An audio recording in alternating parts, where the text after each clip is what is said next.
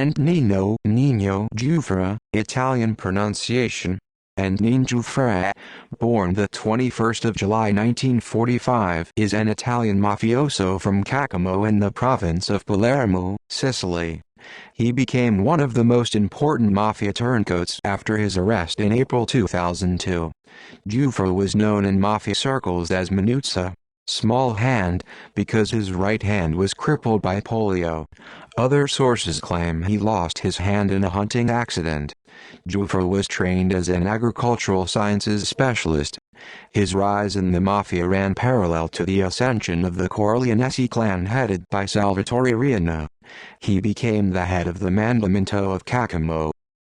Mafia and Forza Italia. According to Giuffrè, the mafia turned to Berlusconi's Forza Italia party to look after the mafia's interests, after the decline in the early 1990s of the ruling Christian Democrat Party (DC), Democrazia Cristiana, whose leaders in Sicily looked after the mafia's interests in Rome.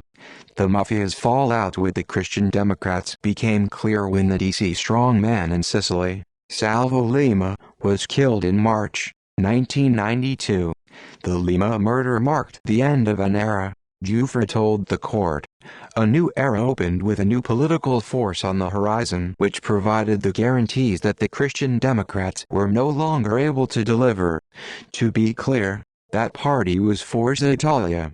According to Giuffrè, Marcello Dell'Utri, Berlusconi's right-hand man and the man who invented Forza Italia, was the go-between on a range of legislative efforts to ease pressure on mobsters in exchange for electoral support.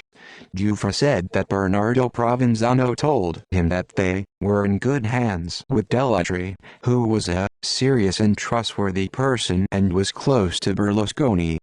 Dell'Utri was very close to Cosa Nostra and a very good contact point for Berlusconi, Giuffrè said. Provenzano said that the mafia's judicial problems would be resolved within 10 years after 1992, thanks to the undertakings given by Forza Italia. Giuffrè said that Silvio Berlusconi himself used to be in touch with Stefano Bontate, a top mafia boss, in the mid-1970s.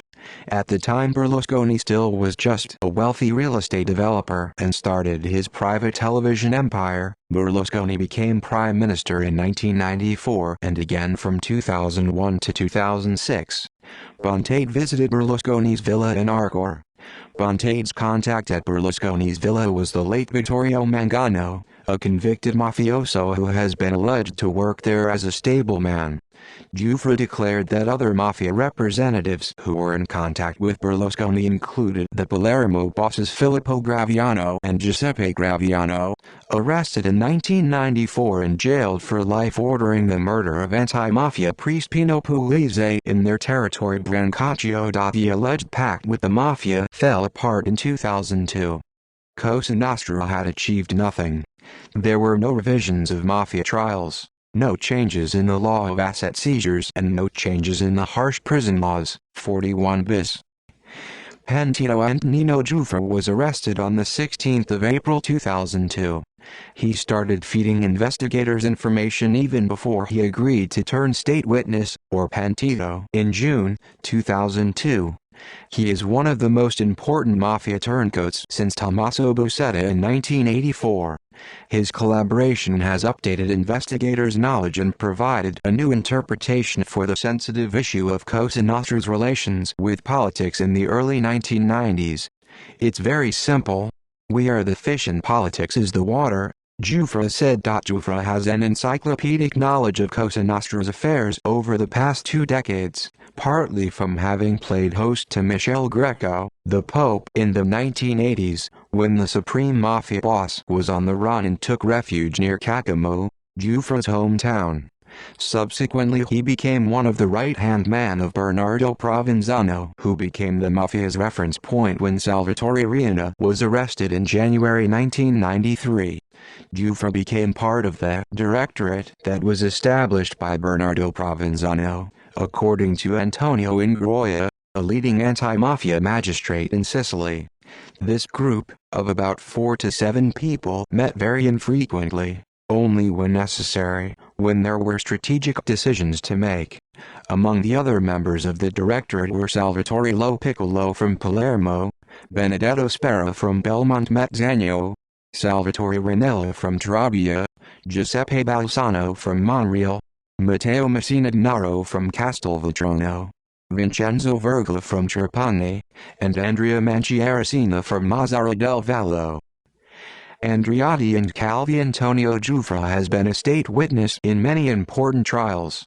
He told an Italian court that former Prime Minister Giulio Andreotti was a key mafia contact during his long political career.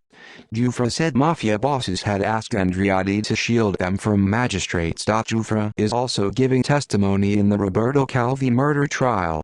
He claims that mafia bosses had been angry at the way Calvi had mishandled their money and ordered the hit.